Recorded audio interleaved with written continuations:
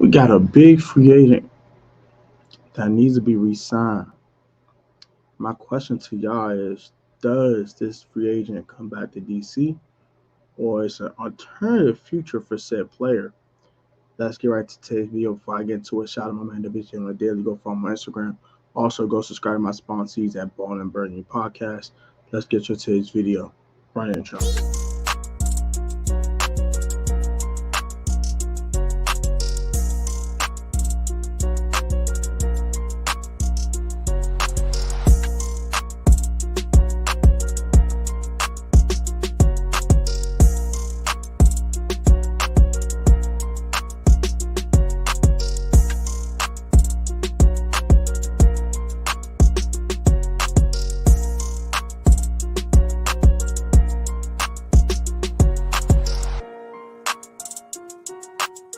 What up, y'all? Welcome back to the Protest Sports. That was your boy Town. I'm back with another video. If I go with AG Teacher, word of God. ALOT right now, God up dope. As you know, today's video. We'll get right into it. Today we talk DaRon Payne and what is the future for said DaRon Payne in Washington or in the NFL at all. Let's go right to today's video. So DaRon Payne had a huge year this year. 11.5 sacks. I think he had 45 tackles, 15 tackles for loss. Dude had a great year this year. Dude's an absolute animal. And he's in a contract year, right? And the question is, what is his future? Is it here in Washington? Is it another team? Are we franchise tagging DaRon? And what are the factors that will get to the conclusion that I'm going to get to? So, number one, I said he had a great year this year. 45 tackles, 15 tackles for loss, 11.5 sacks. Great year from DaRon this year. It was absolutely incredible. But let's see what he's done the last 4 years. And want to ask a question about this and why I might be hesitant to give him a long-term deal and why I might go a different route. We're going to look it up right now. So we're going to look up his other 4 years of production, and they are nothing like the year that he had this year. Nothing like it. So 32 total tackles, 11.5 sacks. That's insane. That's insane. Well, the 11.5 sacks are insane for interior guy, especially. So 11.5 sacks, and that puts him up to 26 for his career. Do the math. Don't have to do the math for you. You can do the math yourself. So we're gonna go ahead and do stats.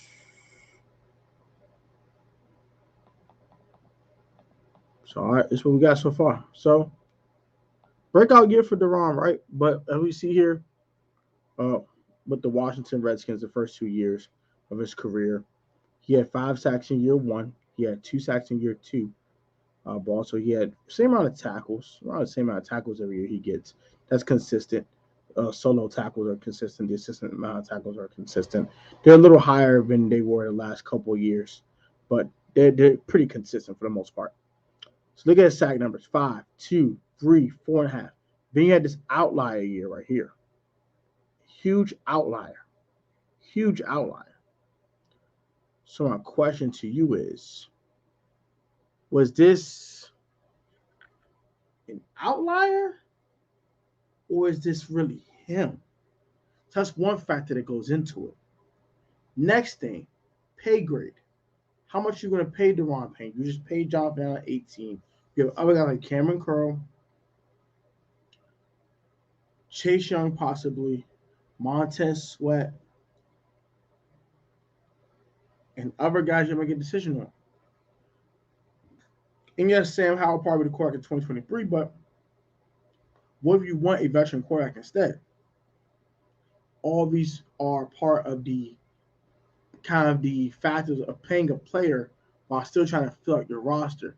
You have one glaring hole in your offensive line, you have to rebuild all of it. That's another factor you have to call into play as well.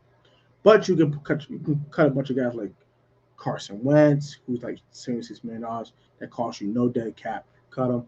That says a ton of cap room. And once you sign a guy like Payne, number 2, you can cut guys like Charles Leno. You can restructure guys like Kendall Fuller. And you can extend guys like Curtis Samuel. so he can lower his cap number this year in order to fit DaRon Payne onto the team.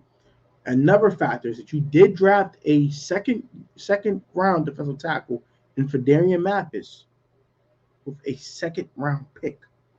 You pick starters in the second round. So you have to call that into fruition as well. You get to start asking yourself, did I make a mistake on the second year rookie on the second year player that didn't play a lot last year, but is it a mistake to draft him, or I could just pay Payne? All these things are factors that you have to kind of mold to think what you're going to do with a player. So you got guys on the back end you got to pay, down the line, down a loophole that you have to pay. Also, you drafted a defensive tackle in the second round to probably replace said player you might have to pay now. This year in the contract year, he had an outlier year. Is that really him, or is that an outlier and an anomaly? And will he go out to the same player he was the previous 4 years before he was in a contract year? All three factors equal to me that I think that DaRon Payne's future is a tag and trade. We're tagging and trading DaRon Payne, and hopefully for a first-round pick. That's my conclusion. They're not going to let him walk. Jeris, no offense, you get a video about him going to Atlanta and him walking. That's dead. That's not happening. That's not happening. So y'all can cut that out. He's not walking for free. That's not happening. That would be stupid of Commanders to let that man walk. That's dumb. Slap him with the tag. Fine. Slap him with the tag, but you slap him with the non-exclusive franchise tag if you want to walk for 2 first-round picks. Or you slap him with the exclusive tag, right? And you see who wants to trade for him. So you want to pay him? You want to pay him $20 million per year? Cool. All right. You give him $500. We trade you away to them, and we want a first-round pick. If you are a contender, that you're one piece away. Now, if you're a team like the Falcons, I want 2 2s and a 4. I'm getting compensation for said player. I'm getting it now. I'm not waiting until 2024, 2025, when we get compensatory draft capital. I want it now. So I can rebuild my team. I need a whole entire new offensive line, probably besides a right guard if Sam Cosmi is a right guard, and possibly a center if Chase Willis is healthy. I need 3 new stars on my line. How do I do that? By getting a second-round pick on top of the one I already have so I can fortify my offensive line. And yes, DaRon Payne will be a huge loss. I'm not saying it won't, but it will not be catastrophic. That means Chase Young, step up. Montez Sweat, get above 8 sacks. That would be great. And John Allen, be that dog that you are. And that means Phidarian Mathis is going to have to show why you drafted him in the second round. Period. Yeah, I want to pay DaRon. We have other pressing needs on this damn team. No offense, I don't mean to curse here. God, please forgive me. We have more pressing needs on this football team than paying a tackle $20 million and had an outlier season. Yeah, I'm calling him out. Where was his other 4 years? We have 14.5 sacks the other previous 4 seasons. Now you're a sack machine? You're not really him for real. I'm calling him out on his bluff. You're not really him for real. Yeah, go to Atlanta. Go to Atlanta, bro. Go to Atlanta, bro. I bet you be the same 4.5, 5.5 sack guy you were here before the outlier. I'm calling cap in his rap. That's going to do it from today's video. What are your thoughts on today's video? You think I'm tweaking? You think I'm crazy? You think I lost my mind? Or do I have some validity here?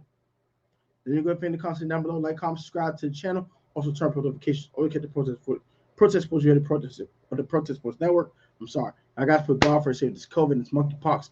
Or million wants a leg of town sport choice. I'm professional on the technically sound. You both all connect town. Let's support hard dedication, man. Protest fans strong. Always have a great one, guys. Let me know you got thing in the comment section down below. But what you think that DaRon Payne's future is here? And also, do you think my future matches your future that you have for DaRon Payne in the comment section down below? Take it easy. Have a great one. I'll catch you next video. Peace.